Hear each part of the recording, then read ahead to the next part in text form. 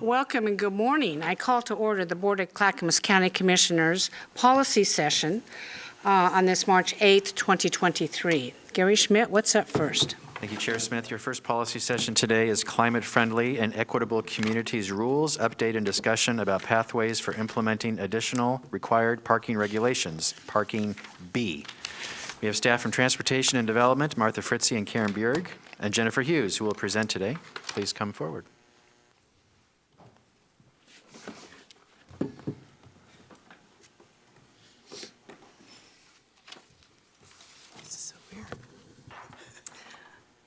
Good morning, Commissioners. I'm Jennifer Hughes. I'm the Planning Director. This is Martha Fritzie, Principal Planner. And Welcome. Karen Bierig actually had a conflict this morning, and we decided we probably didn't need 3 people to do this presentation. So she is not with us. I'm going to just start with a little bit of introduction, then I'm going to have Martha kind of tell you all the actual important stuff, and then I'll wrap up a little bit at the end, and then we'll turn it over to you for questions and discussion. So in terms of background, I just kind of want to remind everybody, because we have not talked about this for a few months, but the prior governor had issued an executive order related to greenhouse gas emissions and had ordered various state agencies to do as much as they could within their authority to attempt to meet the state's climate goals. And part of that was the Department of Land Conservation and Development moving forward with administrative rulemaking. Ultimately, those rules were approved by the Land Conservation and Development Commission. Some of you will recall that the board did submit a letter of comment with some concerns about those rules, but ultimately the rules were adopted. We were here in December in a policy session to talk about kind of the first phase of those rules being rolled out, which we refer to as Parking A, and Martha will talk a little bit more about that. And also to ask you whether you wanted us to request an extension of time for complying with Parking B. And you said, yes, please request that, and we were approved for that extension ultimately. So this is now the policy session to start talking about what is it that the county needs to do over the next little bit more than a year now. There are, I guess I will say, still some possibilities out there that these rules may go away. There are jurisdictions besides Clackamas County that were concerned about these regulations, and so a lawsuit was filed. The board has had some conversations about that with a number of local jurisdictions, primarily cities, engaging in that lawsuit to try to have the rules stopped, essentially. The court did not issue a stay, so the rules are still in effect, but the lawsuit is proceeding. The board had asked that the county council submit a friend of the court brief related to that lawsuit. Nate is here today if you end up having questions kind of related to that action. In addition to the legal issue, there is also a bill, at least one that I've seen, that would suspend the rules, that would require the department to undertake new rulemaking, and that would, I think it's about a 5-year timeline for that process. And it would actually require that local governing bodies, 80% of them, agree with the rules before they go into effect.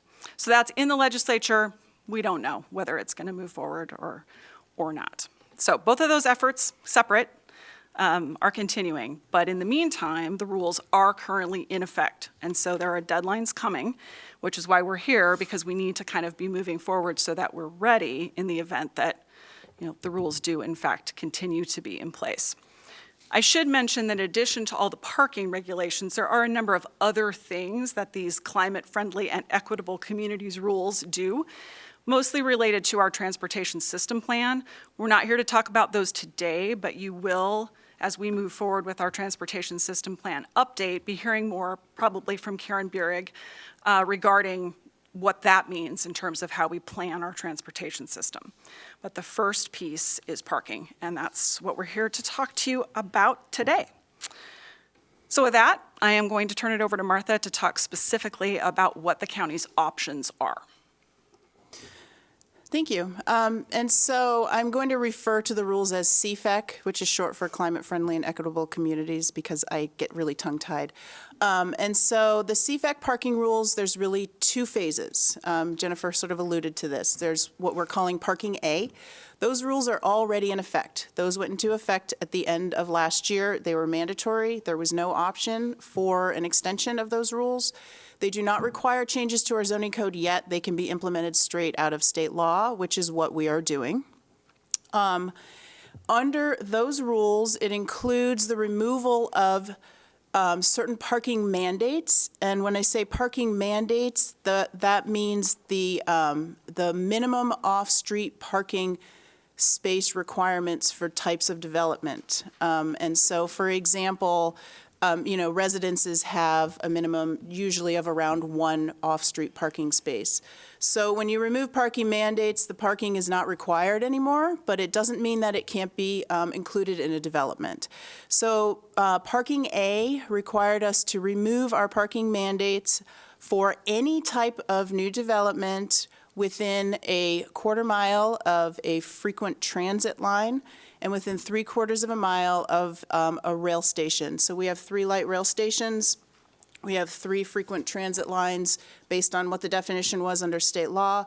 There is a map in your packet. It's generally along McLaughlin, along 82nd and King Road. And we had the option of measuring that distance via walking distance or just as the crow flies. We have, based on feedback from you all, we decided to use the walking distance. We thought that that was more appropriate, especially across I-205, because you can't walk across it in a lot of cases. So any development in those areas, we cannot require off-street parking. We can allow it. We also cannot require off-street parking for a number of different uses, regardless of where they are developed in the urban area. And they include certain housing types, small units, SRO units, shelters, certain group homes, and affordable units, and also child care facilities. And we also cannot require for other multifamily development or middle housing development, we cannot require more than 1 space per unit. So all of those things are in effect right now, and I'm happy to answer questions about the specifics if you have them. But the important thing to keep in mind about this Parking A is that regardless of how we proceed with Parking B, all of these are going to remain in effect. So again, those are in effect now. We are implementing them out of state law. As we proceed with Parking B, we will make the necessary code amendments to include any parts of Parking A that we have to. So Parking B, we did get an extension. We have until June 30th of 2024 to implement Parking B. Parking B does include amendments to our zoning development ordinance, possibly our comprehensive plan. And as you'll notice in some of the tables later in your packet, it may involve new programs that have nothing to do with planning. And so Parking B is complicated. It takes us many readings to get through it as well. Very generally, there are a few common elements in Parking A. We have to make code amendments related to certain development standards around parking lots, creating more maximum parking requirements than we have right now, things like that. But then Parking B sends you down 3 pathways, or you can choose one of 3 pathways. The first one is by far the most straightforward and easiest. It just includes removing all parking mandates in the urban unincorporated area. No parking required, certainly can allow parking. That's it, that's pathway 1. The second and third pathways are much more complicated and confusing. Pathway 2 involves potentially creating new programs. You have to choose 3 out of 5 particular options. Things like unbundling parking, requiring the cost of parking be separate than the cost of, say, renting a unit or buying a unit.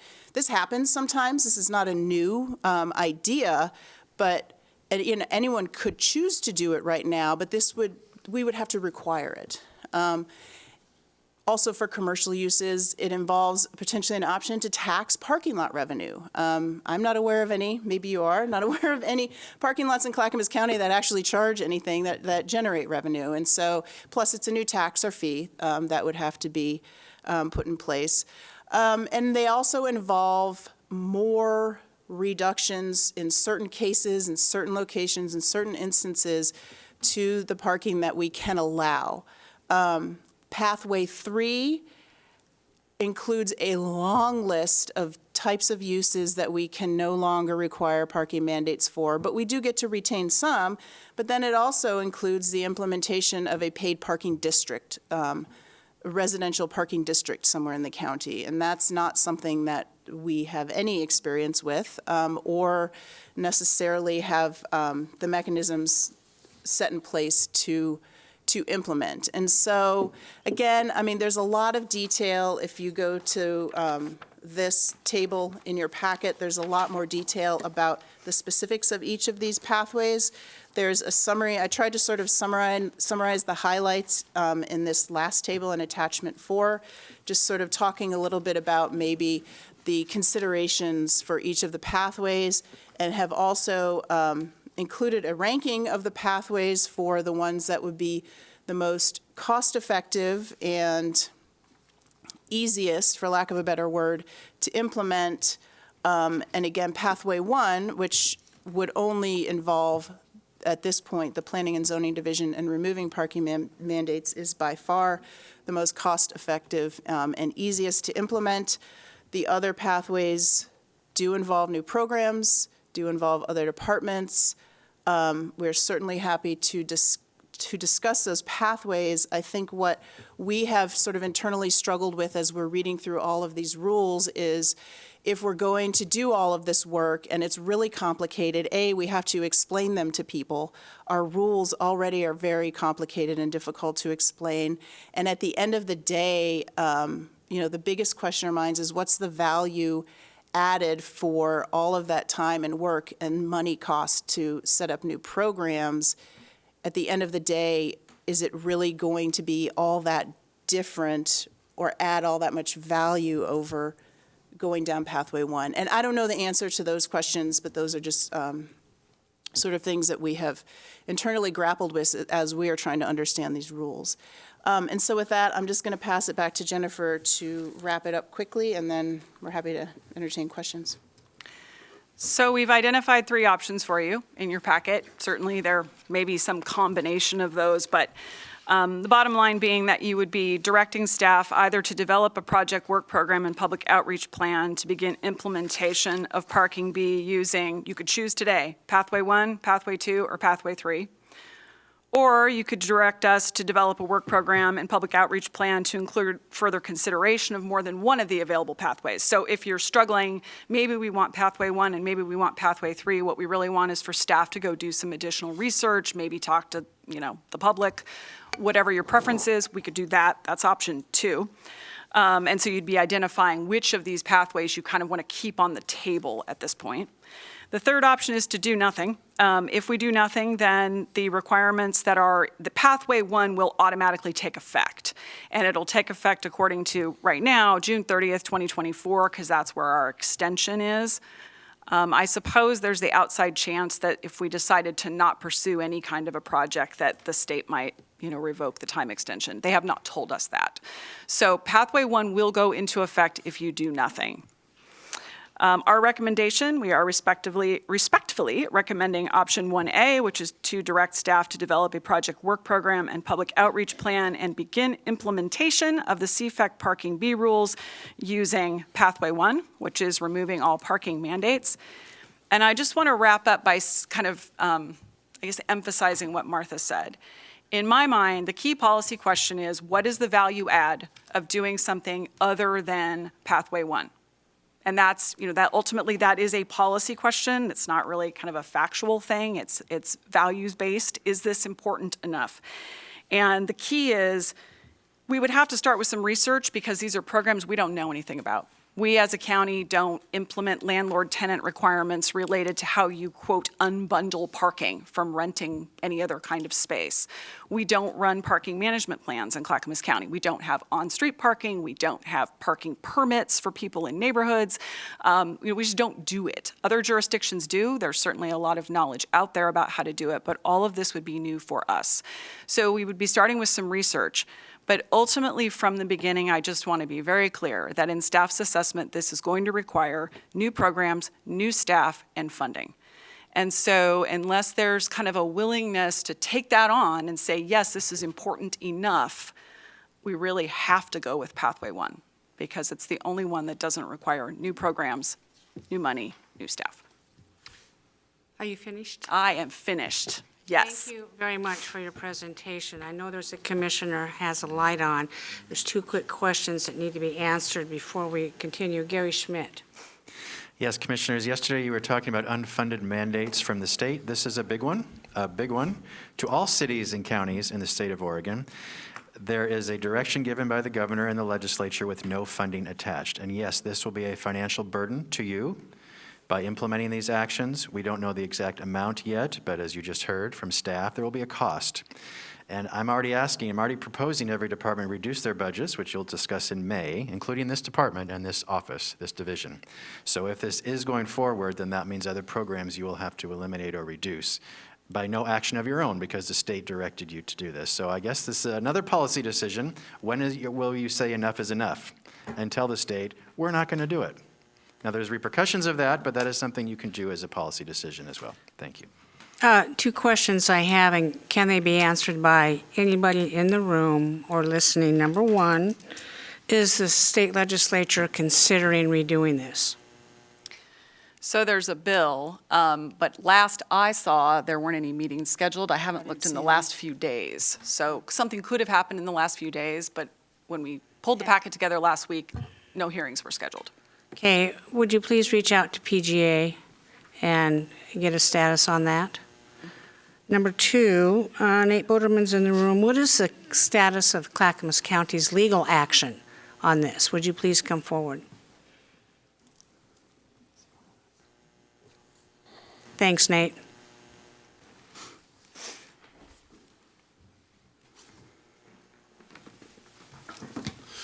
Good morning, everyone. So we have been in contact with the attorney that is the lead counsel representing the cities and the county, as Jennifer mentioned earlier. We understand the record has been filed at the Court of Appeals. Their brief, the opening brief, is due on March 22nd, is what I understand, which would make our amicus brief due then 7 days later on March 29th. And so we're pulling together those materials currently, and we'll be filing those with the court. So my question is, how can we vote for approval of any of this and have standing with our amicus brief in a court of law? Well, the arguments that we'll make apply regardless. I mean, I think the point Jennifer's trying to make is that if that litigation or any legislation is unsuccessful, we're in a spot where we would need to adopt regulations regardless. And so I think there's two paths going on here. One is putting us in a position to actually adopt regulations if there is no legislative fix or if there is no success with the Court of Appeals. The other position is that we, advance the litigation, I should say, and those arguments apply. I mean, those are the same arguments we would make regardless of how these are implemented. These are arguments based on the effect to Clackamas County, how it impacts our planning and development efforts. Okay, I have some concluding statements, but we have two commissioners in the queue, Commissioner Savas and then Commissioner West. Yeah, well, I'm recalling the conversation we had during the HB 2001 discussion about parking. And, before then, since then, I've been, maybe they're jumping out at me now because it's familiar to me, but, certainly all the constituent issues that arise related to parking or parking challenges vary. They're unique. But they are certainly, front and center. They're getting my attention. And I maintain, I haven't yet to be proven wrong, that because the lack of transit in Clackamas County, that this does not really work practically for a lot of folks and people in neighborhoods and communities.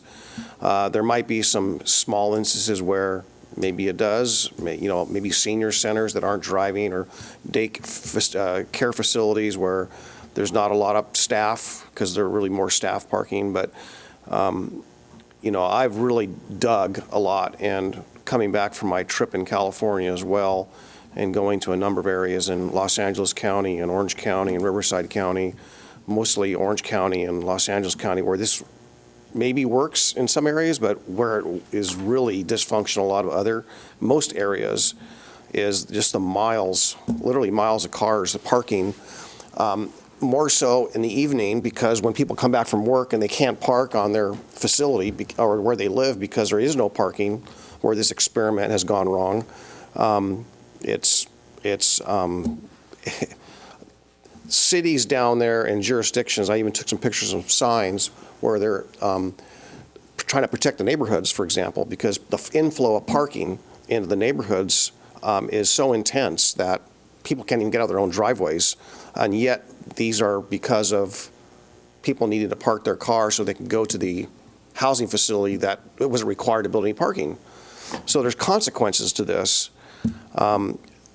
I get where, again, high-density areas where there's plenty of transit like Portland, this has a better chance of working.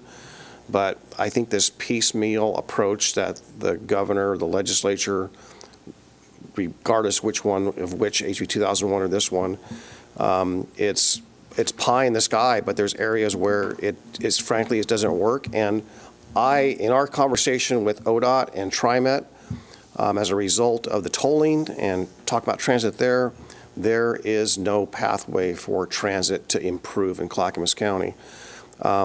I see, as I look at these, a 3/4 of a mile within a transit station or, within a half a mile of a corridor, okay, in Portland that works too, because it's east, it's west, it's north, it's south. It's going all different directions. In Clackamas County, we're at the end of these spokes. We got the end of the spoke of the green line, the end of the spoke of the orange line. There's no way to go south, and there's no way to go east, and there's no way to go west. It's just one way to Portland, where right now there seems to be an exodus, not only people, residents, but also businesses. So we don't have a complete system. So part of me wants to say, this is crazy and nuts, and hell no. But as I've been talking about and responding to communities and neighborhoods and businesses and everything that are suffering from parking issues today, I really think it might be advantageous to merge our efforts all into one and go back to what we talked about over a year ago about a parking management plan. Not necessarily to develop revenue, but certainly I'm not going to rule that out as a means to get some cost recovery. But I think we need a greater parking approach on this, and I certainly don't want to have staff going down with two different policies or projects that possibly could either compete or conflict with one another. I think we should take not a 1 or a 2 or a 3, but maybe a hybrid that looks at a greater parking management plan that is sophisticated, it's responsible, it's pragmatic, and simply put, it's reasonable. I'm not going to put a lot of weight into hanging on with hope that there's a bill that will alter this or take this off the books. But irregardless, if it does happen, I still think the parking management plan that I'm talking about, looking into, would not be all for naught. I think it's still a value right now because we do have some challenges. Again, transit, there's no pathway, no one has shown or can prove or demonstrate. And it's a big topic right now at the Regional Tolling Advisory Committee.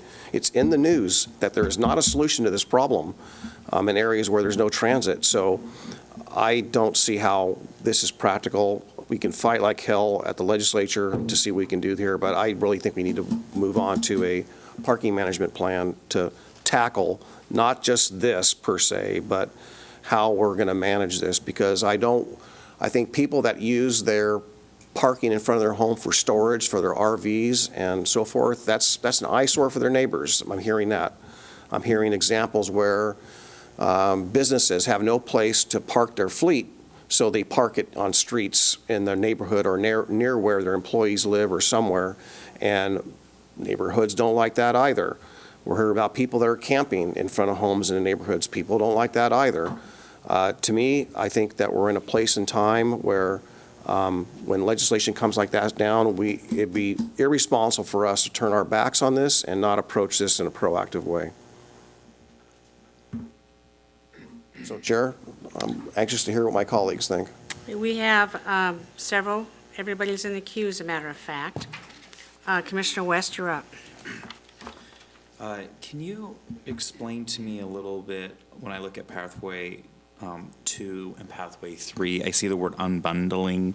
It's kind of gobbledygook, but can you break down to me, like, structurally, like, what that means or what I'm looking at? I can certainly try. So unbundling parking means that the parking spaces have to be sold or rented separately. There's a different cost. Sold or rented separately from the commercial space or the dwelling unit. And this is done up in the Pearl District. I'm aware of a couple of condominium developments where you buy your condo, but then you have to pay extra to get a parking space in the parking garage.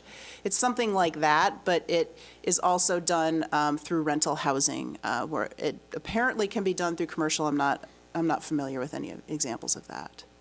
So we would be charging for specific, I'm So confused we still. wouldn't, though, is the thing, and it's the landlord or the property owner or the developer, and so that's why we're not entirely sure how to set up a program. We'd have to do some research and figure that out, because it would be mandatory that the parking has to be priced separately. But it's not anything that we at the county would be pricing. We would just be somehow enforcing this idea that property owners have to do it. Thank you. Chair and my colleagues, it is hard to not look at this topic and not get infuriated and have heartburn. I open up, the first thing it says is the climate-friendly and equitable communities rules. There is nothing about this that addresses climate issues. Not 1% of anything or any amount of climate will be impacted.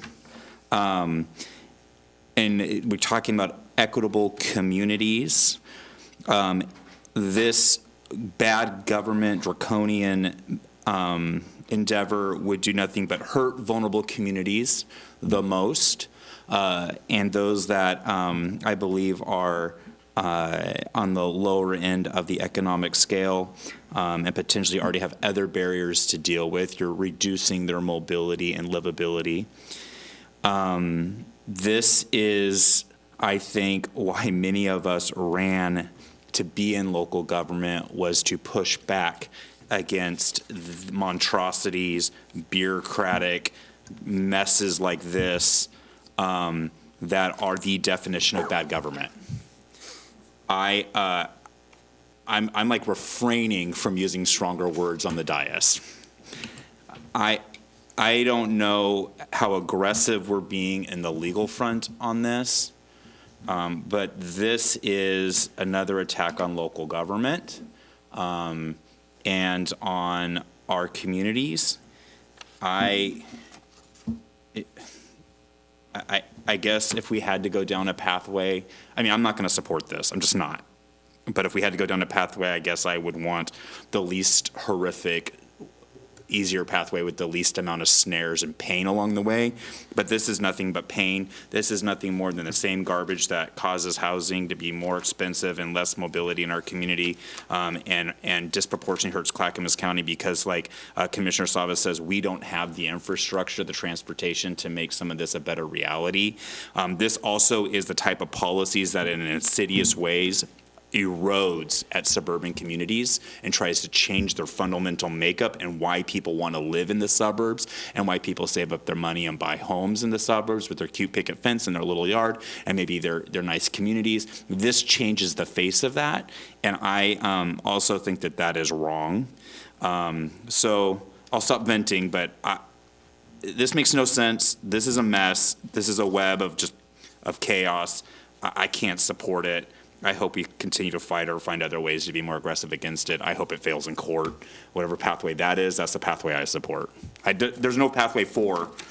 There's 1, 2, and 3, but 4 would be how do we keep fighting this? I can't even vote in support of this. It's a mess, man.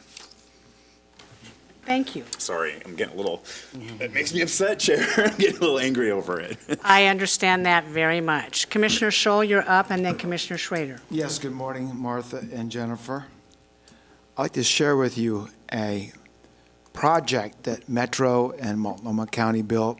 It's called the Gresham Station. It's located between Burnside and Division out in Gresham, just a little bit west, a block west of the old Kmart store. It's over 200 units. It's a very beautiful project of supportive housing. It's got retail on the ground floor. It's got bus service right to the curb. It's not 3/4 of a mile or a half mile or a quarter mile from the Max line. It's 200 meters from the Max line. So it fits the paradigm that Metro is looking for supportive housing on a highly serviced mass transit area, okay? So it's a project that if building it next to the Max line and bus line, the idea to get people out of their cars, it didn't work.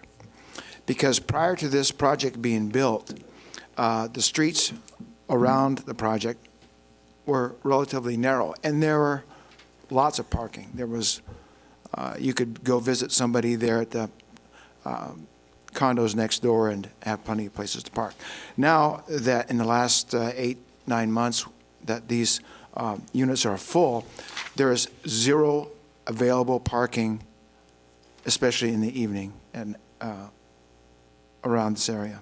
So building it next to a ideal mass transit situation didn't get people out of their cars. So my question is, if we select option 1A, do you think in Clackamas County, when such projects are built, we'll have a better situation regarding the existing neighborhood? I mean, I don't think we know the answer to that. I think you've correctly identified the theory behind these rules, right? The theory is it's going to get people out of their cars. It's going to make it so inconvenient to drive that we'll all stop doing it. That's the purpose. And, you know, and kind of your point about being on transit, what I think to myself is, okay, if I was that person living in that unit, I might very well take transit to work, but it doesn't mean I'm not going to own a car and I don't need somewhere to park it. And that's kind of the issue, right? Because what if I'm going to go to the coast for the weekend, or what if my mom lives in, you know, Hillsborough? I mean, so I do think there's some assumptions here that maybe won't quite bear out the way that they would assume. I do think that, you know, Martha, correct me if I'm wrong, there's some research that suggests that in certain cases, certain types of housing generate less demand for parking. And we looked at that when the board looked at housing recently. And just remind me, affordable, close to transit, there's some Yes, reduction, some reduction. but not zero, you know? So I think part of it is also, to your question about, is this going to work better here? It's going to depend on what the market does, because we're not going to say you can't have parking. It's you're not required to. So in many cases, developers will still provide parking because there's a demand for it. But not all developers, not all circumstances. So I can't promise you there will not be on-street parking issues. All right, thank you. Yes. Are you done, Commissioner Scholl? Okay, Commissioner Schrader? Well, I want to thank Administrator Schmidt. You kind of got me at unfunded mandate, because as much as I think that I get the theory behind this, and I do think we need to be dealing with climate change, but I'm a biologist. I know we're having ecological catastrophes everywhere, but I think that there's no way. I guess I'm not understanding why our legislature and the federal government isn't really working on expanding the electric grid and changing the paradigm from gas vehicles to electric, and start to work on that first things first, because that makes more sense to me. If you want people to drive vehicles that aren't going to emit greenhouse gases, well, let's get the infrastructure in place first. And so when I see these kinds of things come down the pike, I'm like, it's backwards, in my opinion. And I'm like, good God, guys, the grid needs to be, it has to be made safe so people aren't throwing bombs at it or other things, you know, and we need to expand it. we need to have charging stations. But even so, with the kind of batteries they're using, there has to be an entire infrastructure built to pretty much dispose of batteries and figure out what you're going to do with that piece of it. So there's really no solution that isn't going to have some kind of impact. It's like, what's the impact that you're going to expect? And I'm sorry I'm preaching to you guys. I'm just saying, under these circumstances with an unfunded mandate, and I think that they should be concentrating on moving us from a gasoline-oriented car. And I think the industry right now, and I'll look at Paul and say that, my sense is that the industry is moving that way, but we don't have the appropriate infrastructure to really kind of make that. I mean, if I had a close charging station, I would have bought an electric car, myself. But, it's where are they? And particularly in the rural areas, how are they going to get the infrastructure? It's those kinds of questions, policy questions, I think we should be dealing with. So I don't know what we want to do here, Chair. It sounds as if Well, we're going to, Pathway One, there's two more commissioners in the queue Okay. that want to speak. I definitely need to address this. Commissioner Scholl and Savas, can you wait for my comments, or you want to go ahead? Commissioner Well, I'll Scholl? be very quickly. Okay. Yeah, we're talking about parking here, and whether the car's an EV or internal combustion, to park 100 cars takes 100 parking spaces all the same. Right. Thank you. Yeah, that's a good point. So, Commissioners, if you just look at the overall reaching implications of this hugely unfunded mandates to counties, it is an effort to take people out of their cars. It is an effort to remove cars. In Clackamas County, we like to do things the Clackamas County way. We have large, vast areas where we need to travel for employment. Transit does not even begin to fit the bill. We need to be mobile. Secondly, I don't know how we can do anything while there's a pending lawsuit, and we have instructed county staff with all kinds of ideas to take this on. And we need to know what the legislature is going to do on this, and I assume, Gary, that PGA is issue spotting this. Hopefully they've submitted a letter to the committees down there that something needs to be done on this. I am a no, and a no, and a no on this. Whoever wants to move this on a vote, I will be voting no. This has nothing to do with climate-friendly or equitable communities whatsoever. This is a concerted effort to take people out of their cars, and yet another social experiment on trying to adjust people's behavior, and I will not support it. I don't care what type of a parking plan we have. I think a parking plan is something that can be taken up at a later discussion, but any commissioner is free to talk about that today. Commissioner Savas, you're up. Yeah, well, I really appreciate all of your comments, and I agree with most all of them and some of the examples. A lot of this, it's disingenuous, I think, to implement something like this and not mandate or do something to provide the funding for expansion of transit if that's their goal, right? It's also irresponsible and illogical to mandate that by 2035 all vehicles will be electric and not fossil fuel powered or something like that. I mean, I believe me. I mean, I think that's great. I'm not necessarily, wedded to fossil fuel powered cars. I get the whole climate thing, but the impracticality, to Commissioner Schrader's point, of not having the infrastructure in place is another disingenuous. It's disingenuous. Politicians are not going to. I've said this for years. Politicians are not going to solve the climate problem as it relates to transportation. To be engineers, they got us where we are today, and we're improving on that all the time. Granted, it's taking time, but to not put it's as illogical as it is to say we want to help the homeless and we want to build all this housing, but we're not going to provide the mental health care and we're not going to provide the addiction services to help those people. Not only is it illogical, but frankly, it's inhumane, frankly, to just further the suffering daily on the streets with drugs and alcohol just as this, the analogy, it's illogical not to provide the transit, not to provide the charging, not to, frankly, they should be mandating that there be parking with charging stations almost everywhere I went.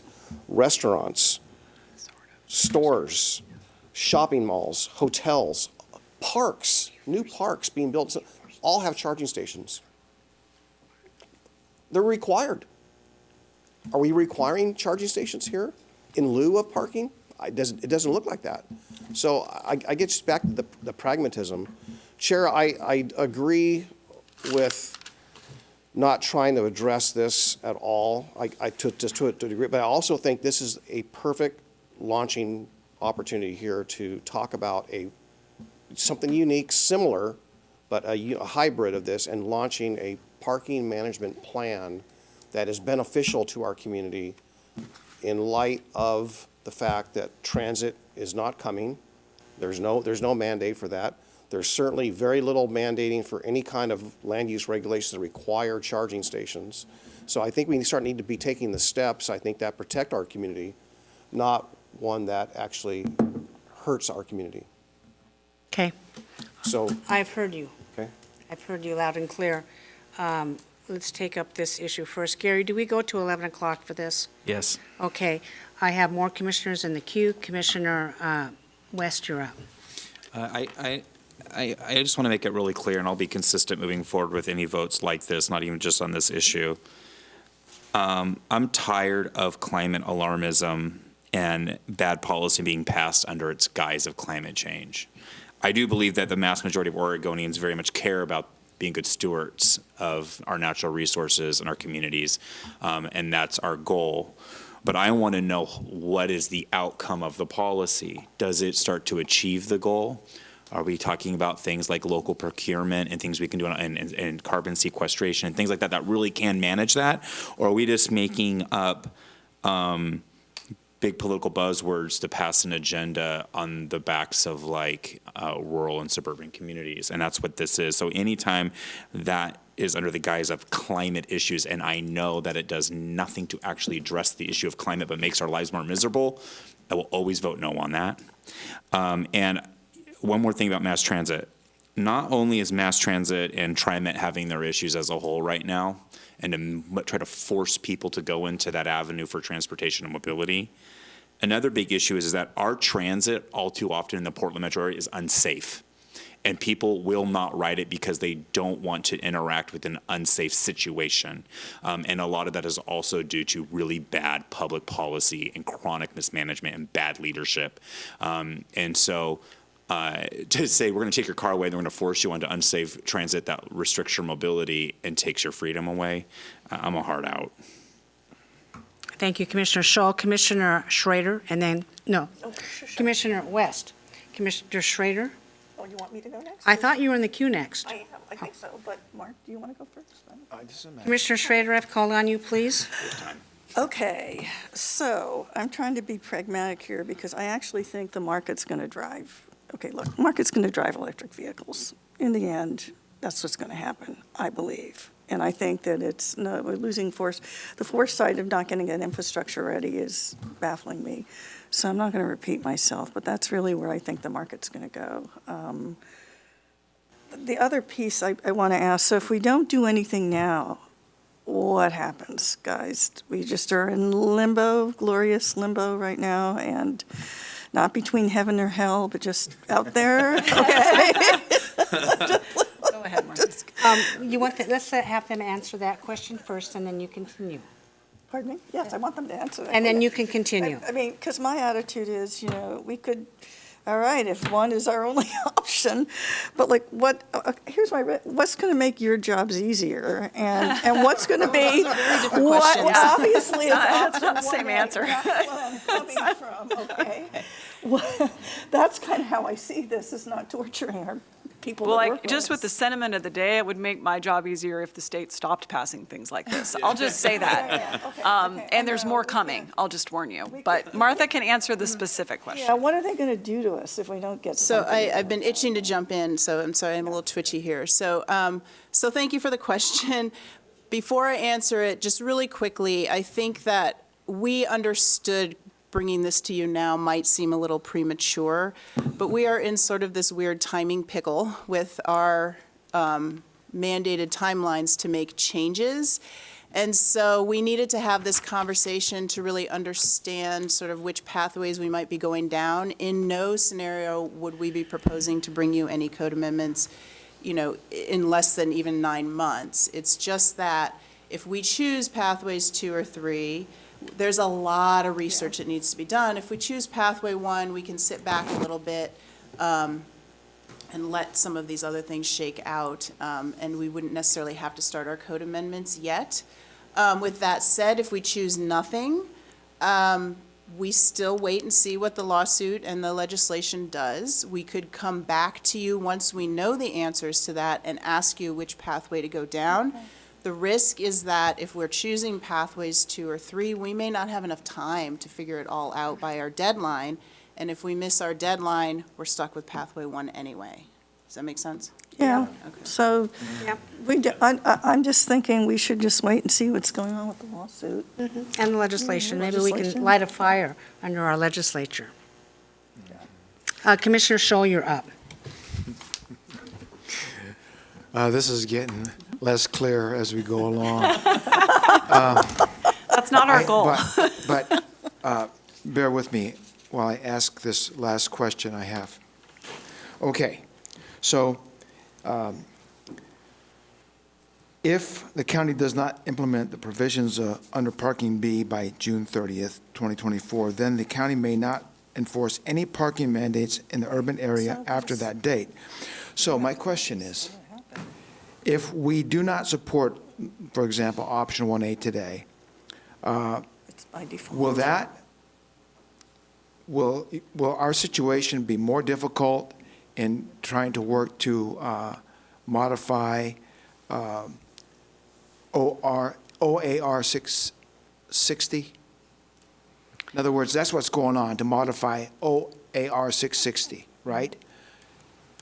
Would you find it more beneficial to the county if we, for example, voted on option 1A today and dealt with that prior to the Parking B deadline of 30 June?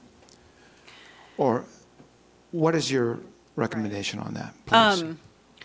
I think what Nate's saying is that we don't really expect that it will affect our legal position were you to send us down a pathway today. I don't think that's going to affect what happens with the lawsuit. Legislatively, I'm not an expert. I suppose if there was a sense at the legislature that all these jurisdictions were just amending their code and falling into line and it was all great, that there might be less pressure to change the law. I could potentially see that. If you think ultimately you're going to pick option 1A, like Martha said, we don't need to know that today. We can do the code amendments, 6-9 months from now, and we'll have plenty of time. And if we miss the deadline, it kind of won't matter anyway because they're going to take effect automatically. Okay. So that part I'm not worried about. I think it's what Martha said. If you want us to research these other things, if you want to devote staff time to learning about unbundling parking and how we would do parking permits or on-street parking, or, parking meter, parking kitty, like they have downtown Portland, those kinds of things are going to require a lot of research. They're going to require expertise the planning department does not have. Yeah, And so that's- how we marshal those resources, I think you would need to start thinking about that soon, if you think you want to go there. Okay. Commissioner, thank you. Commissioner Scholl, Commissioner Savas, you're up. Yeah, I don't think we have the liberty or the choice to do nothing. And let's just put this aside for a moment. I'll make my case a little bit differently. I think that because the writing's on the wall, that communities are going to be impacted, and the parking that is in existence today is in jeopardy and is going to be compromised, and it's going to be used for purposes not intended for today. I think we have a responsibility to protect this county and the neighborhoods and the communities and the businesses. Otherwise, they're all going to be pushed out. Commissioner Scholl, you talked about an area on Burnside, in that area. A friend of mine had a business there. He was put out of business because his customers couldn't park period. It shut them down. They can't get there other than ride light rail, which was not practical for a lot of his customers. He went out of business. That's just one example. There's a lot of them. But I think we have to protect there's some things about option 3. Jennifer cited a couple of those. I think we have to look at that, not in a means of responding to this legislation, but in a means of protecting our communities. I move that we direct our staff to come back with a proposal or approach that addresses our parking challenges in Clackamas County based on our conversation today. Do you have a timeline on that, Commissioner Savas? No, I'm not going to put them under the stress of a timeline. There's a lot of examples around this country, and West Coast especially, where they've implemented parking considerations for this very reason we're talking about today. This is not new. A motion has on the table. Do I hear a second? I will second only because I want to flesh that out. I'm not there with you, but I'll second it for discussion and then go from there. Okay. So I was talking about this bill tries to change people's behavior, get them out of the cars, and trying to implement a social experiment. But there's also another behavior here. If a builder has an opportunity to make less parking, no parking, or reduce parking, they're going to take that route. Why? Because it's cheaper, and their profit margins go up. So you say the builder has the option, if I heard that correct. Those builders are not going to be building parking, okay? Because it's taking their valuable land away from more apartment units. So if we implement that, it is not going to look like we want Clackamas County to look. Commissioners, there comes a time. When do we start saying no to mandates? And it's not only this department, it's all other departments and department heads who I hope are listening today. And staff, you're just doing your jobs. I understand that. And I have said that time and time again, the legislature's in session. We need to start saying no to mandates. And the legislature, in their infinite wisdom, and I do respect them because I used to be there, do not understand what counties do, especially on the public health side. You know, I listen to legislation, I've been involved in it, and my gosh, the stuff that I'm hearing out of their mouths about, for instance, septic systems and sewer systems. Gee, does the county watch out for the health of the sewers? I mean, they have no idea. And our constituencies are exactly the same. So if they don't understand, it's up to us to talk to them and educate them. And we have a lot of new people down there. There comes a time when you can no longer do mandates, and I think, for one, I'm going to be voting no on everything that comes before us that's an unfunded mandate. And then I'll do my best to reach out to the legislature, whomever is there, to say, stop it.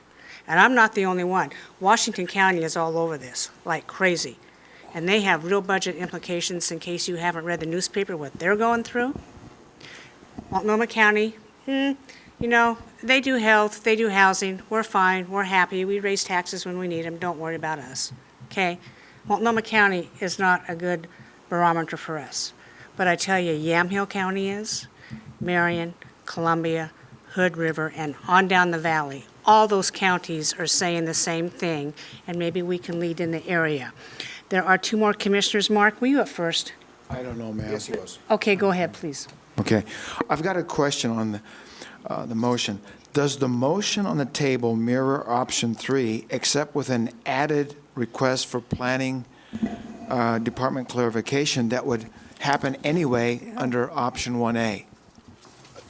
Mark, because I made the motion, it's probably not fair to put that on staff, so I'll respond if I may. Yeah, please. Okay, so my motion was really not about 1, 2, or 3. It might mirror a little bit about 3, but mine is about a parking management plan that protects our citizens, and I think in a way could address some of this, but it's not related to 1, 2, or 3 per se. Can I jump in? Yeah, Paul, are you done? Yes. Okay, go ahead. So I guess I want, maybe it's, the motion is separate from what we're, maybe it's adjacent to what we're talking about here. How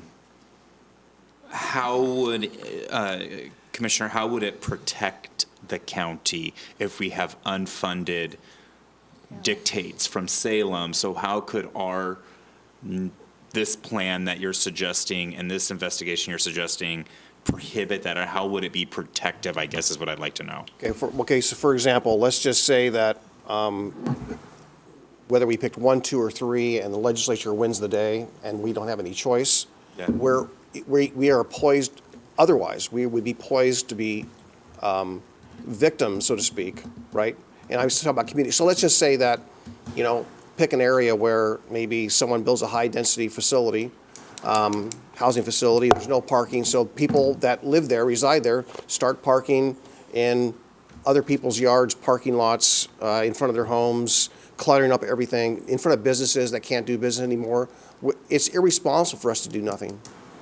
Okay. You could look back to this day and say, 2 years from now, if we did nothing, or 3 years, that we had the chance, we talked about it, but we chose to do nothing. I think that's not responsible. And I can see the writing on the wall. The writing on the wall is, we're going to be like a lot of the communities that I just saw and I've been watching the last several months. I don't want that. If you don't like what's going on right now, you can look at where parking is already over the top in Portland is a problem. I don't want that here. I'm trying to take a step that protects us from that. So would this parking plan kind of show our kind of local pathway of wanting to manage it ourselves? Essentially, yes. And then to create a contrast with what is broken Salem policy? Well, I can't speak to that. Well, this is broken Salem policy being foisted on us. I mean, it would be hard to say, yeah, go ahead and move forward with this because we have to tell them to move forward with this and create our own thing adjacently. So we'd almost have to say absolutely no to this, and we're just going to chart our own path and kind of stonewall this thing. It'd almost have to be a stonewall, right? Is that what you're asking? Well, I think, don't say stonewall. I would say that right now, we're not going to address it and see what the legislation does. In the meanwhile, let's get ready. I mean, let's get ready, our community's ready for this. This train's running down the track.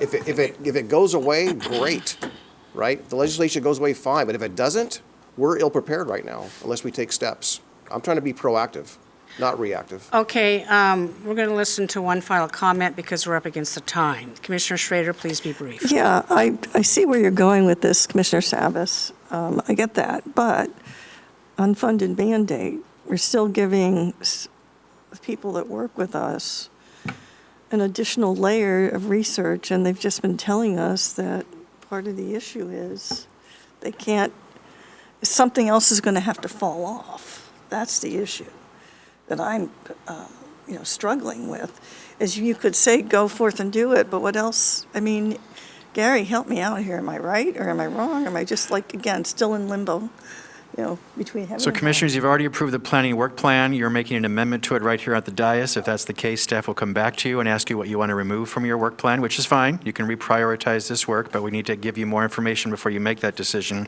You have to make a decision today on what's before you. It sounds like you're leaning towards option 3, but we do need a decision on that, There's please. not, Gary, there is not a motion on the table for option 3. Right now, there's a motion on the table to go forward with a parking plan.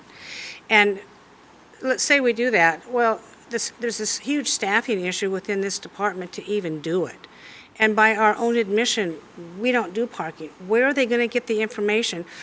I appreciate Commissioner Savas saying what he's doing. However, if this motion passes today, Commissioners, there is the expectation that we have directed staff to do something with, number one, there's no expertise, and there's no staff. And secondly, who is going to enforce it? Is it going to be the Clackamas County Sheriff's Department? Are we going to have code department driving around in their vehicles saying, oh, you're parked illegally or you're not abiding to Clackamas County's parking plan, which, by the way, the community will never understand it. They'll park there anyway. They'll be cited with an expensive ticket. They'll call us up and get really mad. So we're creating something here that I'm not sure is the solution. But I will end the discussion on this motion. And Shannon, would you repeat the motion and we will take a vote? The motion is to direct staff to come back with an approach that addresses our parking challenges in Clackamas County based on what you've discussed today, including a parking management plan. Is that clear, Commissioners? I think that would answer the questions that Commissioner Smith has outlined, her concerns. Okay, please call the poll. Commissioner West? I want to revisit it, but I'm a no. Commissioner Schrader? I'm going to respectfully vote no too right now. Commissioner Just a Scholl? moment, I'm going to interrupt the I voting. was just clarifying if there was a second. I on the was the motion. second. You were, okay. I was Just the wanted to second, yeah. clarify. Okay. Thank you. Commissioner Schrader? I'm going to respectfully vote no on this because we got to see, I'd have to know what's going to come off, Got it. okay? Yeah, you'd have to know what's going I'd to come have off. to, I need to know what Okay, you're going to. thank you. I'm going to, we can talk about that later. Who's next in the voting? Commissioner Scholl? No. Commissioner Savas? Aye. And the chair abstains. Motion fails. 1-1-3. Okay, Gary, what's up next on this issue? You need a motion for those. I know. With respect, you're, without voting, you're picking option 3, which is do nothing. That's right. So you're doing nothing today, so We're no doing action by the nothing board. today on this. Staff, thank you very much for your very good and concise presentation of this. So we're going to move on to the next policy session. Gary, what is that? Thank you. The next policy session is I-205 Toll Project Update from the Oregon Department of Transportation. I'm going to ask Dan Johnson to introduce our guests, please, because we always have a department introduce our team. And then we have our guests from the Oregon Department of Transportation Urban Mobility Office to give you a brief presentation and then answer any questions you may have.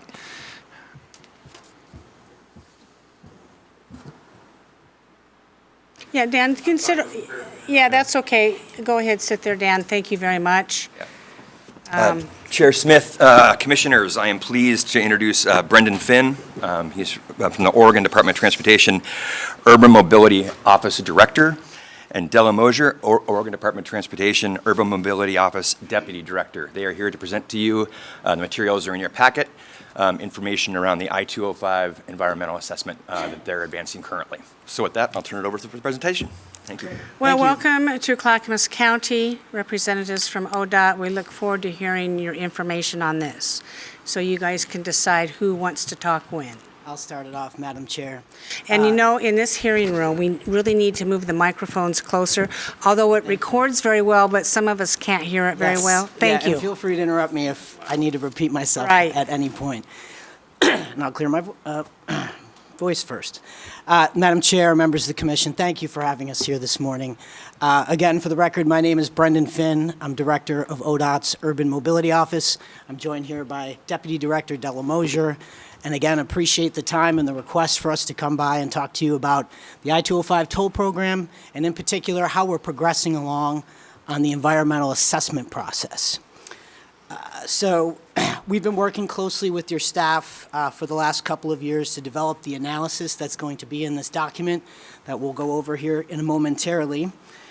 Many of these findings are available through our website and in other spots, and Della's going to get into the details of exactly what this process is through the National Environmental Policy Act that helps us analyze and really look at deep dive into some of the issues around what tolling are, what are the impacts, and how we can mitigate for those. So next slide, please. Sorry. But first, I thought we could start off with a little bit of history. Barlow Road, Oregon's first toll road in 1885, was in Clackamas County. It was established as part of the Oregon Trail, and it was offered travelers an overland route to the south slopes of Mount Hood and into the Willamette Valley. This was a welcome alternative to the perilous raft trip livestock and wagons tried to navigate when going through the Columbia River. The toll on Barlow Road was $5 per wagon and 10 cents per head of livestock. We won't go over what that might be if we adjusted it for inflation.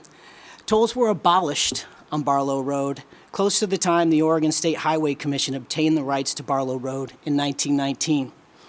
This was the same year that Oregon was the first state in America to initiate a gas tax. Improvements were made, and it was to become the Mount Hood Highway. That's number 26 segment, as it was referred to, was between Rhododendron and US 26 and the OR 35 junction east of Government Camp. Well, I bring this up because here we are 100 years later, over 100 years later, and we've seen that the gas tax has become a declining source of revenue to maintain and modernize our transportation system, and we're evaluating the implementation of tolling. A lot's changed in 100 years, and how we implement a toll program will require thoughtful discussion and analysis, and that's why we're here today. Next slide. But how did we get here? Why are we here today? And that is in response to legislative direction. Again, setting a little bit of the context, Madam Chair, Commissioners. In 2015, Oregon Governor Kate Brown, along with legislative leadership, business leadership, and other stakeholders, went around the state to really identify some of the biggest transportation needs in the state of Oregon. What they kept hearing over and over again from onion farmers in Ontario to loggers in Grants Pass is that congestion in the Portland metropolitan region was of utmost importance, and we needed to address that. This led to House Bill 2017, the historic transportation package that was passed in 2017, which gave ODOT a set of investments and tools to address those issues around congestion and mobility issues in the Portland metropolitan region. One of those was tolling. This led to the creation of the Urban Mobility Strategy through the Oregon Transportation Commission, legislature, and ODOT, and eventually the creation of the Urban Mobility Office in 2020. Then House Bill 3055 ratified much of what was in House Bill 2017. It also had some language in there in a budget note in 2017 that talked about the importance of the I-205 improvements and directed ODOT to fund those improvements through the use of tolling. House Bill 3055 allowed us to get started on the critical infrastructure project that we now see that I came over today at the Abernathy Bridge, getting that bridge modernized to seismic standards. So that's how we're here. We're going to talk about a little bit about how that's proceeding. Next slide, please. And here, Commissioners, this is just an illustration of what the Urban Mobility Strategy is on a map. It's different pieces that evolve around the state system, but have many interconnections with many of the local improvements that are made around our region. I won't go too much into depth on this, but the real overarching goal of this strategy is to take a comprehensive approach to reducing congestion and dealing with mobility issues, not on a project-by-project basis, but by looking at it through the entire region, to reduce traffic jams with using congestion pricing and variable tolling, decrease highway bottlenecks by making those needed strategic improvements throughout the system, invest in multimodal transportation to address issues around diversion, and modernize our system to withstand a Cascadia-level earthquake. And again, develop sustainable funding to preserve our transportation system into the future. Thank you for letting me provide that little bit of context about how we got here today. Now, I'm going to turn it over to Della, but I think first we have a little video to kind of talk about a little bit about the process and where we are right now. Thank you.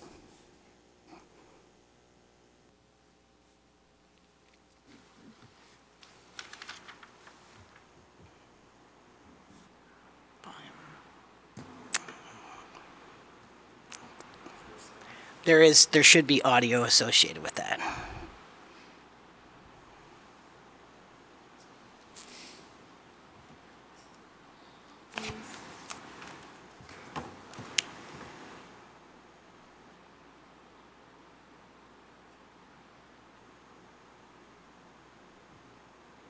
It didn't work at C4 last Thursday either.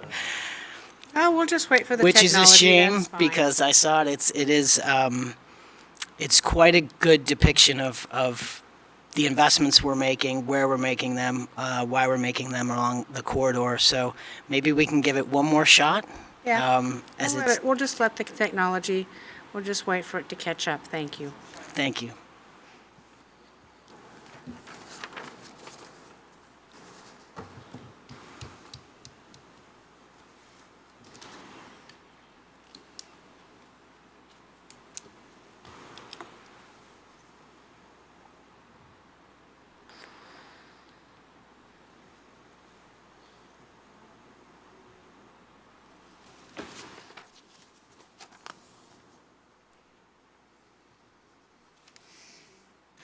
Can one of the cable team please come and help Shannon? Maybe you can, could you go forward a little bit and we'll come back to the video? Is that Is there okay? anything either of you would like to say while we're waiting for our tech team to come forward? Which could take a while. Yeah, why don't we proceed forward with the other portions of our presentation, and we'll come back to the video. Yeah, go ahead, please. Okay, thank you. So, next slide, please, after the video slide. That's all right? Well, you're not going to be able Oh, to we're not talk gonna to have the anything? slides because Okay. we can only do one presentation at a time. Great. Well, I can give a quick overview without the slides on the environmental process while we're waiting for the video. So again, Della Mosier, Deputy Director of ODOT's Urban Mobility Office, and appreciate the opportunity to be here this morning to provide an update on the I-205 Toll Project Environmental Assessment. This assessment was prepared in accordance with the National Environmental Policy Act, which provides guidance for a federal process that requires agencies like ODOT to incorporate the environmental analysis and public input into a decision-making process. We prepared Okay. this. Oh, there we go. Okay. Would you like to address the slides, The Oregon please? Department of Transportation is studying the effects of improving Interstate 205 and using tolls to both pay for those improvements and reduce congestion. If we do nothing, traffic congestion, travel times, and crashes on I-205 are projected to get worse. The highway would not be usable after a major Turn up the earthquake, which would impede recovery and cut off goods and services to and from the rest of the state. Plans for the I-205 corridor include upgrades to the bridges between Stafford Road and Oregon 213 so that they can withstand a major earthquake. Construction is already underway to make the Abernathy Bridge the first earthquake-ready interstate bridge across the Willamette River, but 8 other bridges still need work. Other improvements include adding the missing third lane to this section of the interstate, which is the last remaining 2-lane section of I-205. Tolling is needed to fund the improvements and will lead to faster, more predictable, and safer travel on these 7 miles of the interstate. Congestion pricing is the type of tolling proposed to fund the improvements and keep traffic moving. This means tolls are higher during peak or congested periods. During uncongested times, tolls will be lower to account for fewer cars on the roadway. According to the Federal Highway Administration, as little as 5% of drivers choosing other travel options, like changing their travel time or carpooling, for example, can improve traffic flow on a busy road. Vehicles that cross the Abernathy Bridge and the Tualatin River bridges will pass under a structure called a toll gantry. Tolls will be collected electronically, making it convenient for travelers. There will be no toll booths or buckets to throw change into, and drivers will not need to stop or slow down. We just completed a study to better understand the benefits and negative effects of the proposed improvements and tolling on I-205. The results are published in a report called an environmental assessment, along with the proposed solutions to the negative impacts. You can influence how ODOT moves ahead by providing your feedback. Watch the rest of our video series to find out more. Visit OregonTolling.org to read the environmental assessment and provide your comments. Thank you for getting that up. Appreciate it. Go ahead, please. All right, so if we could go back to the slide deck and the next slide, thank you. So we, as a part of the I-205 Toll Project Environmental Assessment, we evaluated the environmental and community impacts and benefits associated with the I-205 Toll Project. This document was prepared in close collaboration with our federal partners, and we'll be looking to Federal Highway Administration to ultimately render the federal decision on that document. The analysis considers the future year, so the year 2045, and two scenarios, either a build or no build scenario. So next slide, please. As I mentioned, the environmental assessment describes the benefits and impacts associated with collecting variable rate tolls on the Abernathy and Tualatin River Bridge in order to pay for improvements, including the 7 miles of a third lane in each direction between OR 213 and Stafford Road, to complete this last section of I-205 that is only 2 lanes in each direction. The project will also include upgrading or replacing 8 bridges in addition to the Abernathy Bridge, which is currently under construction, to provide a seismically resilient corridor. And so once the Abernathy Bridge and the I-205 improvements project is complete, we will have a seismically reliable lifeline route that will allow us to get goods and services into the region and allow folks to exit the region in the case of a Cascadia level seismic event. Next slide, please. So this slide again shows the locations of the improvements that we've described. So the green line shows the length of the 7 miles of a third lane in each direction, completing the system of I-205. We also have the locations of the 8 bridges that would be upgraded or replaced. You also see on here a couple real-time sign structures. If you've been traveling the corridor in the last few years, you'll notice that we have several real-time sign structures out there now. This completes that aspect of the project. And then we have proposed 3 sound walls that will be subject to public approval. And if those are approved, we would construct those to reduce potential noise impacts associated with the third lane. Next slide, please. So as I mentioned, the environmental assessment considers 2 scenarios out to the year 2045, which is either the build or no build alternative. The build alternative includes both the variable rate tolling at the Abernathy and Tualatin River bridges, as well as the planned improvements for the third lane, the seismic upgrades, and the real-time sign construction. The no-build alternative would look at the I-205 corridor essentially as it exists today and how that corridor would be performing in 2045. Next slide. So the results of the build alternative in the environmental assessment show the following outcomes. We see a reduction in congestion in 2045, which would generate around 50% travel time in the evening and up to 25% travel times in the morning.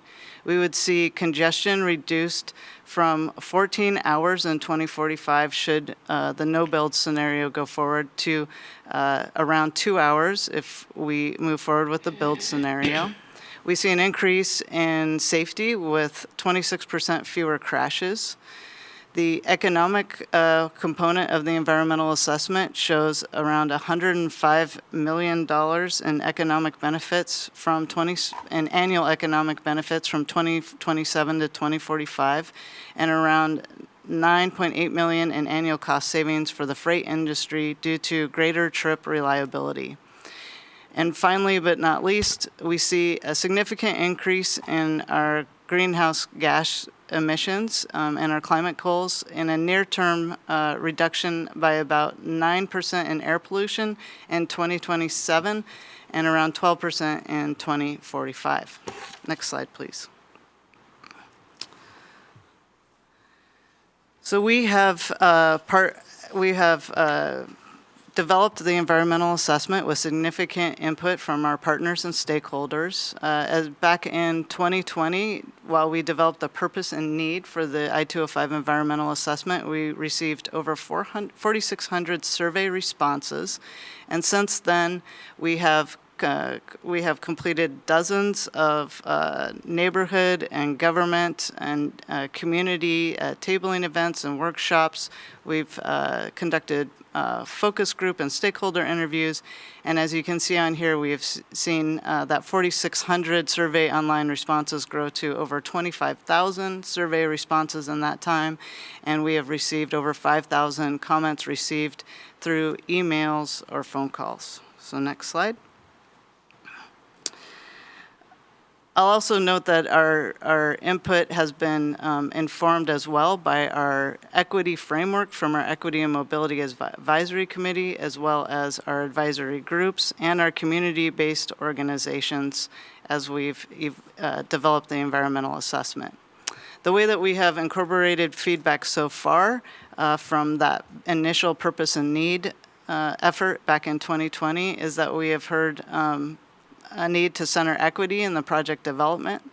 We also hear concerns about those experiencing low income who would not be able to pay for a toll, and we are developing that low income toll program and have provided a low income toll report to the legislature just this past fall. We are looking at ways with our transit leaders to enhance public transportation and multimodal options through a complementary transit strategy. We also heard that folks want to make sure that where they pay for that toll, that the revenue generated from that toll goes to improvements in that area. And so the Oregon Transportation Commission in the fall of 2020 made the decision that toll revenue collected on the corridor would stay on the corridor where it was collected. And then we have been working with our local partners and specifically through the C4 Diversion Subcommittee towards opportunities to make improvements to address negative impacts resulting from diversion. So next slide. So we are currently in the public comment period. The document was published on February 21st. We initially created a 45-day comment period, and with feedback and input from our partners and stakeholders, we have worked with Federal Highways to extend that to a 60-day comment period. That comment period now closes on April 21st, and we have several ways for folks to provide their feedback on the environmental assessment. Specifically, we're looking for comments related to the benefits, impacts, and mitigation. You can submit your comment by completing the comment form linked on our website at oregontolling.org. There's an opportunity to submit paper comments at our in-person events. We have an email address, i205tollea@odot.oregon.gov. You may also call 503-837-3536 to leave a voicemail message, as well as share your comment at a webinar or the online public hearing. Next slide. So we have 2 public webinars you can see here. We'll also have a 3rd webinar for participating agencies, including Clackamas County. We'll have a virtual public hearing with an opportunity for folks in person to provide oral comment to a court reporter. And then we'll also have several in-person events based on the feedback from our community-based organizations. These events will be placed in the neighborhoods where folks who have been underserved or underrepresented and haven't been able to participate in processes like this in the past. It's an opportunity for us to meet those communities where they are. And of course, the general public is also invited to attend those events in person. And we'll have more information, or do have more information, on our oregontolling.org website. Next slide, please. I'll also mention we do have tabling events in Clackamas County in Oregon City, Molalla, Tualatin, and Gladstone are scheduled and provided on that website. So here on the schedule, you can see we're at the orange circle at the top center of this timeline. We are currently in the public comment period for the initial environmental assessment. As those comments come in, ODOT and Federal Highways will work to process those comments and respond to those comments, as well as make needed revisions to the environmental assessment. We'll also be looking to work with our partners, including Clackamas County, to finalize mitigation commitments. And then a revised environmental assessment with a decision would be submitted by Federal Highways later this summer. Either the Federal Highway Administration will determine that the project's benefits, impacts, and proposed mitigation will result in a finding of no significant impact, or they will decide that more analysis is needed. I'll also note that this NEPA document is not a financial or policy document. There are financial and policy conversations occurring at many tables. And I'll note especially the financial conversations are currently happening at the State Toll Rulemaking Advisory Committee, or STRAC, that will provide, it's a statewide committee that will provide input to the Oregon Transportation Commission, who will ultimately set the rates for the toll program, as well as opportunities to engage in policy at the Equity and Mobility Advisory Committees and the Regional Toll Advisory Committee that Commissioner Savas is a participant in. And my final comment will be that once we move through this environmental assessment conversation, most of those conversations will continue past the summer of '23 into '24, as a lot of those decisions are made, and we seek your input through those processes around the policy and financial aspects of the program over the next year or so. And we would be looking at collecting tolls at the earliest in late 2024. So with that, I can go to the next slide and turn it back to my partner here, Please Brendan. be brief. We have a half hour left, and I would like to engage Yeah. the last 30 minutes in Q&A. Madam Chair, we're gonna get right to that. So thank you. Just one note that I want to make, and almost on a personal level. I've been at this since 2018, not in this role, in another role representing a municipality, where I got to sit next to Commissioner Savas here when this first started to get discussed as far as tolling in the Portland metropolitan region. I know how difficult it is. But I've been on this journey with Commissioner Savas, and he's pushed us. He's been a fierce advocate for this county and for the rest of the region and state to understand the conditions that exist in this county. So I just wanted to put that out there while I'm in front of this board, because Commissioner Savas, it's been a long journey, and we're continuing on it. So, Madam Chair, we're now prepared to take any comments or questions you may have. Thank you for your comment. Maybe you'll listen to Commissioner Savas today. I'm ready to call on him, but first I have a question. You said we are awaiting a federal decision on the NEPA document, correct? Yes. Does that mean the federal government has already approved tolling? No, in this particular aspect, we're following the National Environmental Policy Act, which guides the process for this particular tolling project, the I-205 tolling project. You may be following the National Environmental Policy Act on tolling, but you're not following the law, which I understand. Somebody in the room, we've got a couple of attorneys back there, correct me if I'm wrong, does not the federal government need the National Transportation Administration need to approve tolling in Oregon because it is an interstate? And when does that come, and who makes that decision? So I can address that, Madam Chair. So this particular toll project is covered under Section 129 in federal law. And so that allows the state agency to develop a environmental document following the NEPA process on behalf of Federal Highway Administration. And once they issue their decision later this summer, that from a federal perspective would allow the agency to begin tolling on I-205. So the federal decision comes through the NEPA document? Yes. That's correct. And what if we disagree with the NEPA document? Yeah, I think the input that you will give to us around is there no significant impact? Is the tolling program, and what we want to hear is what those impacts are, and we're studying those through this process. They want to hear from you. We want to hear from you that these, whatever proposed mitigations aren't there, are not enough, and they don't meet it. That's the determination that they'll make on whether they give us the thumbs up or thumbs down to proceeding with the program. Thank you for that. Commissioner Savas, you're up.